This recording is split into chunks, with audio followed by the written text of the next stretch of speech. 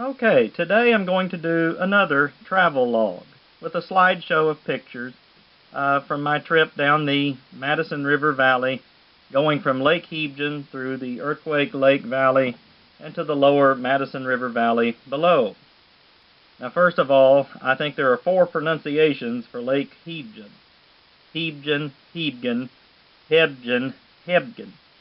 Good luck on figuring out which one is accurate. Now, there are several creeks in this area, and Forrest Fenn has mentioned some of them himself. There's been numerous treasure hunters that have gone up and down some of these creeks, and probably any of them could qualify.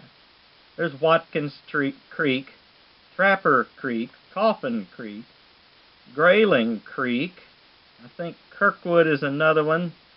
Then there's Beaver Creek, West Fork Beaver Creek, Cabin Creek, and off of Cabin Creek is Cub Creek, Rock Creek, and probably some other not named or lesser known creeks.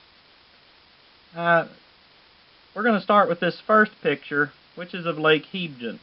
We're facing what would be the Lake Hebgen Dam, and then the Earthquake Lake Valley below that.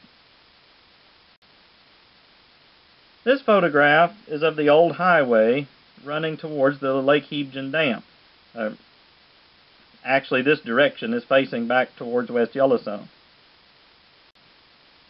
This one, we're facing the Lake Hebgen Dam is just around the corner. This is the section of road that had collapsed during the big earthquake in 1959. For the people that were trapped in that valley, what was then just the Madison River Valley between the Lake Hebgen Dam and what would later become the rockslide at the south end, were trapped in that valley. They couldn't get out on the low side because a mountain had collapsed. They couldn't get out on the upper side because the highway had collapsed into Lake Hebgen. I believe there was actually 2 such places. This is just to the immediate northwest of the Lake Hebgen Dam. It's what the geologists call a rock scarp. It is where the major fault was. There's actually, I think, 3 different places where the earth cracked open. If you zoom in on some of the satellite images to this area, especially where Cabin Creek goes through, you can see that the rock strata there is faulted almost vertically. You can imagine how it would make perfect sense to have a major earthquake there. As the Earth's crust moves over the hot spot of what is Yellowstone, the places to the west will eventually collapse downward several feet, creating these earthquakes, because there is no magma chamber under that section of crust anymore, as it has moved off to the west relative to the Yellowstone supervolcano. At this location here, it was where the Cabin Creek campground was located. The people who were staying in this campground awoke the next morning to notice this 12-foot vertical rock scarp running through the campground. The story is that there was one campsite that between the picnic table and the fire pit, one was on the high side, one was on the low side. They were separated vertically by 12 feet. Now, this is on the opposite side of the highway, just below the Lake Hebgen Dam. There was a set of cabins that were rented out. If you follow the river in this picture, just around the corner to the right, off in the distance, is where those cabins were originally located. But after the mountain collapse and the valley flooded, the cabins began floating off. And you can see one of them in this picture. If you'll look just to the left of the big tree in dead center, about 3/4 of a mile off in the distance, you can see the roof of a cabin. The rest of it's been covered up by mud as the lake filled with sediment and then eventually drained down. Earthquake Lake started out with much more water in it than is in it today.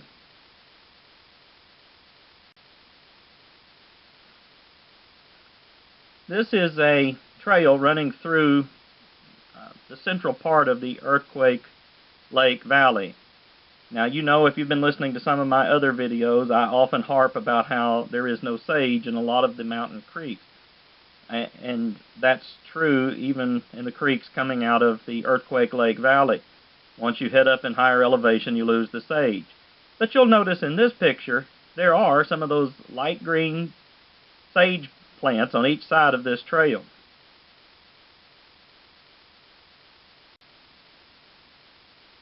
This is from the lower end of the Earthquake Lake Valley.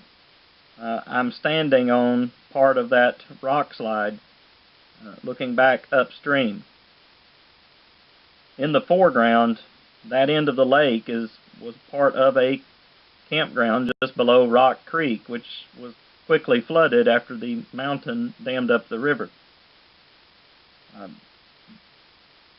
The rock slide that I'm standing on, there were actually 19 people buried alive there, and I believe there were 38 people in total that lost their lives during the course of the events that unfolded that night or in the hours and day that followed. This is from back downstream facing the, I should say I'm upstream, facing downstream, looking at the rock slide.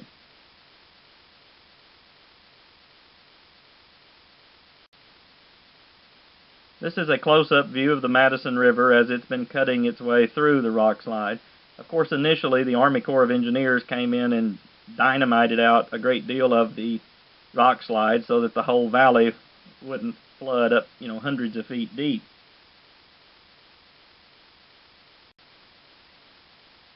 I noticed up past the visitor center, looking at some of these rocks. Now, I know I took 2 semesters of freshman geology, and unfortunately that was a quarter of a century ago, so I do not remember what this is called. But you can tell from looking at the rock that makes up those mountains, it does not look like solid granite. It looks like almost a shale-like brittleness, and it makes perfectly good sense how that would begin to break apart and eventually lead to a massive rock slide. Here we see where the Madison River begins to leave Earthquake Lake and cut its way through that rock slide. It has been said that Hollywood has never made a movie about the events that happened at Earthquake Lake in 1959. To read the placards and the information signs up and down that valley and at the visitor center, it is a story. It was like a frightening nightmare that went from one catastrophe to the other. The earthquake, the mountain collapse, and then the valley flooding, and then having to be rescued by helicopter. This is from atop the rock slide, facing what would be downstream, looking at the lower Madison River Valley. Just to the left, if you went out into that valley and turned left, is the Continental Divide.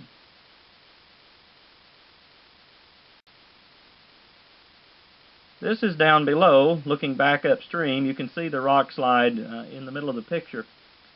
Now, as it relates to the Forrest Fenn treasure hunt and my beef about so many places not having sage, you can see as you get out in the open, below the mountain creeks and valleys in lower elevation, that entire field in front of you is full of sage.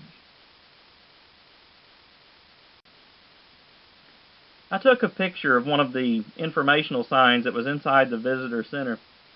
While the people in Earthquake Lake were screaming their guts out that night, there were people miles away at Old Faithful who reported that as a result of the earthquake, the Old Faithful geyser didn't shut off.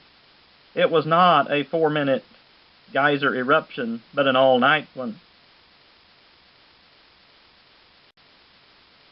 Just northwest of Old Faithful, headed towards the lower geyser basin, still many miles from the Earthquake Lake events, in the Biscuit Basin, the geyser basin northwest of Old Faithful, those geyser pools, which normally had small eruptions of water and steam, were now violently erupting shortly after that earthquake, blowing out large chunks of rock and mud.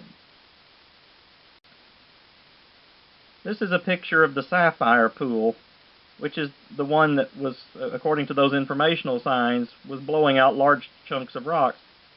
This is somewhere around, probably around 40 miles or better, and if you went a straight line from Earthquake Lake to the lower Geyser Basin. Remember to like, share, and subscribe.